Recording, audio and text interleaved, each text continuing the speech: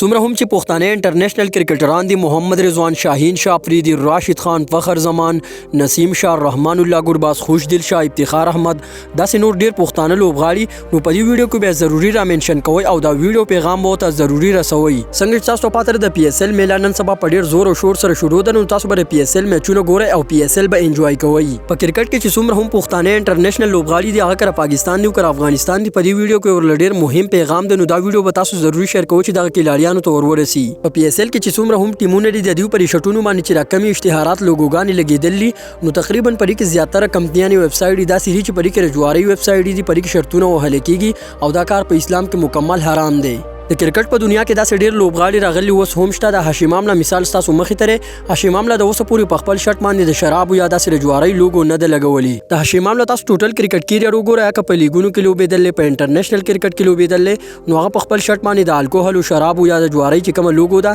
ایډز دي دغه پینری لګولي دغه چې کوم د هاشم امام او باقاعده جرمانه ورکوله څنګه چې تاسو پاتره موین علي ابل کل په آی پی ال کې د چنای سوپر کینګ د طرف نه غسته شو نو د موین علي په شرط باندې هم د شراب لوګو چې دغه لګول نه موین علي انکار کړو موین علي په شرط باندې چې شراب کوم لوګو نو غیر مو کړیو او د میچ 15% جرمانه ور کړیو دا سره راشد خان او محمد نبی چې کله په آی پی ال کې لوبیږي دغه په شټونو باندې هم د الکوهول او شراب چې کوم لوګو وین واغوي خو راشد خان او محمد نبی چې کوم دغه لوګو لګول نه انکار کړو او محمد رضوان چې کله د استرالیا بګ بیش لیګ لته نو د محمد رضوان په شرط باندې هم د الکوهول او شراب لوګو چې ډیره لګول نه محمد رضوان انکار کړو په سکرین باندې کوم تصویر تاسو ښکارین دا ټول هغه برانډز دی هغه ویب سټ دي چې پرې کې کیمار وهل کیږي یعنی جواری پکې کیږي دا تاسو لیدل شئ د ملتان سلطان په شرط باندې محمد رضوان په شرط باندې تاسو لوګو ښکاری دبليو او ال اف 777 چې دا جوړ یو غټه کمپنی ده نو محمد رضوان ته پکار دي چې دا لوګو د خپل شرط نه ختم کړي محمد رضوان یو ډیر دیندار کس ته کې دي شغه ته پته نه وي خو دا ویډیو پیغام محمد رضوان ته ضروری ورسوي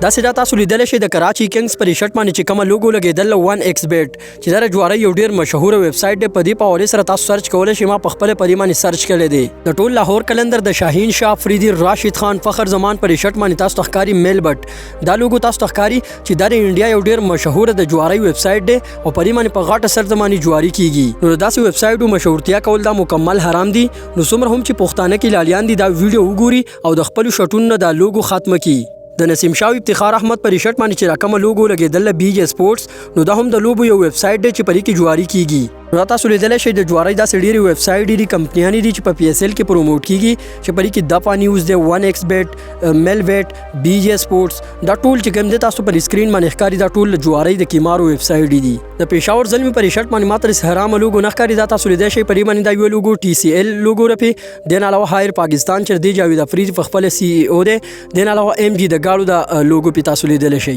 او د لاهور کلندر کراچي کینګز اسلام آباد یونایټډ کویټا ګلیډیټرز د دې پر شټونو باندې داسې لوګوګان لګیدل چې زیاتره پکې حرامي دي نو که پدې کې یو کلاړي داسې سټپ داسې قدم واغستو چې خپل شرط نه لوګو ختم کړي نو ان شاء الله بیا داسې ډیر پښتانه لوبغاړي وي چې خپل شرط نه د جواری د لوګوګان ختم کړي نو دا اوس تاسو ذمہواری ده چې دا ویډیو خامخا شیر کړئ او دا ویډیو خاص کر د انټرنیشنل پښتنو لوبغاړو ته ورسي راشد خان شاهین شاه افریدي افتخار احمد نسیم شاه فخر زمان داسې نور ډیر لوبغاړي په کمنټ سیکشن کې منشن کړئ چې دا ویډیو پیغام ته ضروری ورسي